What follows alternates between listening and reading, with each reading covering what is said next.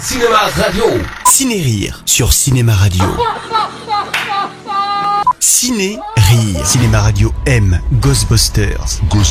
À l'occasion de la sortie en salle du nouveau SOS Fantôme, Cinéma Radio et Éric Desmé réouvrent les portes de l'agence d'investigation paranormale. Les fantômes n'ont qu'à bien se tenir.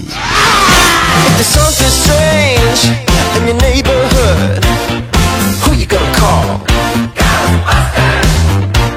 If there's something weird and it don't look good, who you gonna call?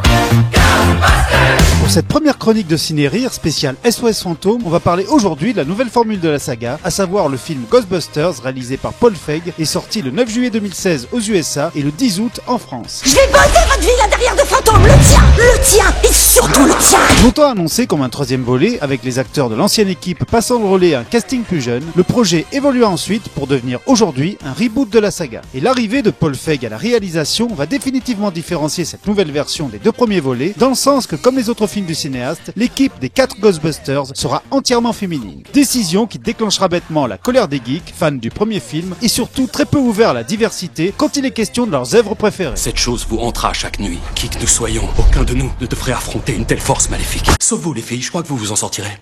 Oh, très bien, merci. Cette remise à zéro met donc en scène le docteur Erin Gilbert, joué par l'excellente Kristen Wiig. Il y a quelques années, elle avait coécrit un livre sur l'existence des fantômes avec sa grande amie, le docteur Abby Yates, joué par l'incroyable Melissa McCarthy, présente dans toutes les productions de Paul Feig.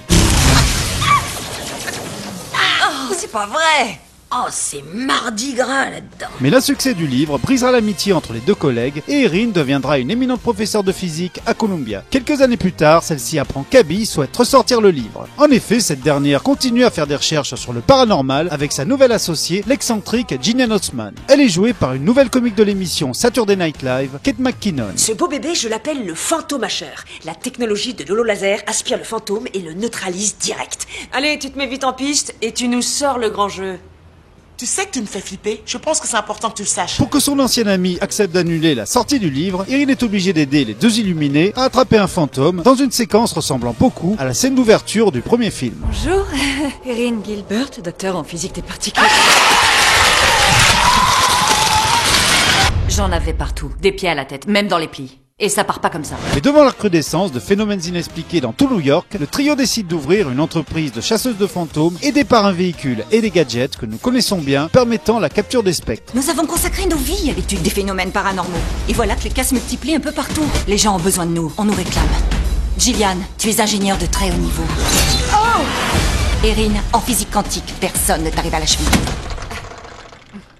Je fais toujours ça. Comme dans le film original, elles embauchent une quatrième chasseuse, à savoir la gouailleuse Patty Jones, une ancienne employée du métro spécialisée dans la géographie très particulière de New York. Patty!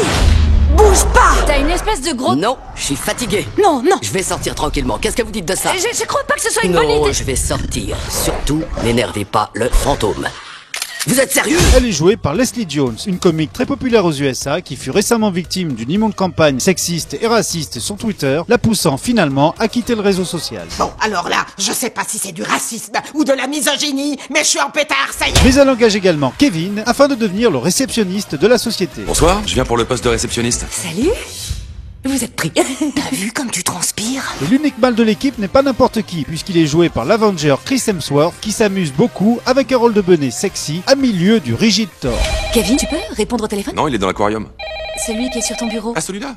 Comment ça s'appelle ici déjà? Expert en exploration métaphysique. Ça roule. SOS Fantôme? Les 4 héroïnes vont vite se rendre compte que la prolifération des fantômes sont causées par les manœuvres d'un spécialiste des sciences occultes, Rowan North, joué par Neil Casey, souhaitant provoquer l'apocalypse. Mais devenu fantôme à son tour, Rowan réussira à posséder les corps d'Abby puis de Kevin afin d'ouvrir le portail, libérant des milliers de spectres sur New York. Il va se passer un truc énorme. Je pense que le mot que tu cherches c'est apocalypse. Le but de Paul Feig est ici de proposer les séquences cultes du premier film, mais préparées différemment, tout en y apportant sa propre patte, à la fois trash et émotionnelle. En effet, les rapports amicaux mais conflictuels entre les personnages de Wiig et McCarthy rappellent beaucoup ceux des deux héroïnes de mes meilleurs amis. On y go.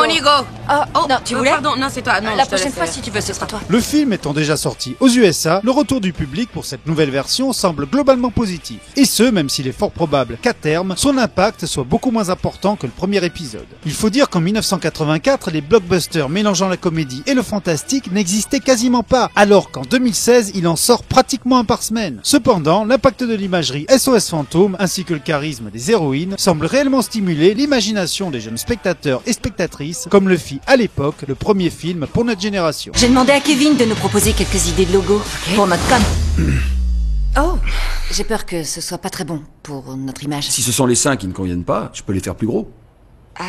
S'il est encore un peu tôt pour avancer la mise en chantier d'une suite éventuelle, la séquence post-générique, héritage des productions Marvel, nous montre les héroïnes en train d'apprendre l'existence d'un fantôme appelé Zool, une piste intéressante pour un second Ghostbusters. Nous devons éviter une hystérie collective. Quittez la ville! Quittez la ville! Voilà, je vous donne rendez-vous très bientôt pour une nouvelle chronique sur la saga Ghostbusters, et en attendant, n'oubliez jamais de chasser les fantômes, parce que personne ne le fera à votre place. Pourquoi c'est moi qui utilise le laser nucléaire qu'on doit tester? Tu as les bras les plus longs. Oh, oh.